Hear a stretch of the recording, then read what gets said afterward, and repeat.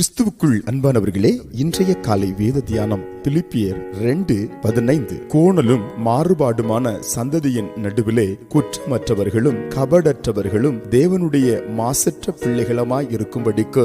அன்புக்குரியவர்களே, இந்த அநீதி நிறைந்த இந்த உலகத்திலே, அக்கிரமம் மலிந்த இந்த உலகத்திலே, மாறுபாடான மக்கள் வாழ்கின்ற இந்த உலகத்திலே, கோணலான வழியிலே தாறுமாறாய் நடக்கின்ற மக்கள் இருக்கும் இந்த உலகத்திலே கர்த்தருடைய பிள்ளைகள் 3 விதமான வாழ்க்கையை வெளிப்படுத்த வேண்டும் என்று வேதம் நமக்கு அறிவுறுத்துகிறது. தெய்வம் நமக்கு ஆலோசனை வழங்குகிறார். 1, குற்றமற்றவர்களாய் இருக்க வேண்டும். நம்ம யாரும் கை சூண்டி நீ குற்றம் உள்ளவன் என்று சொல்லக்கூடிய அளவில் நடந்து கொள்ளாமல் தேவனுக்கு முன்பதாய் மனசாட்சியோடு நாம் நடக்க வேண்டும். 2வது, கபடற்றவர்களாய், புறாவை போல கபடற்றவர்களாய், களங்கமில்லாதவர்களாய் நடக்க வேண்டும். உண்மையாகவே களங்கமில்லாத ஞானப்பால் என்ற வேத வசனம் நம்மை நிரப்பினால் நம்முடைய உள்ளத்தில் கபடற்ற வார்த்தைகள் உருவாகும், களங்கமற்ற வார்த்தைகள் உருவாகும். எனவே அப்படிப்பட்ட ஒரு உன்னத வாழ்க்கையிலே நடக்க வேண்டும் என்று கர்த்தர் விரும்புகிறார். 3வது, மாசற்ற பிள்ளைகளாய் இருக்க வேண்டும், கரையற்றவர்களாய் இருக்க வேண்டும், பரிசுத்தம் உள்ளவர்களாய் இருக்க வேண்டும். இப்படி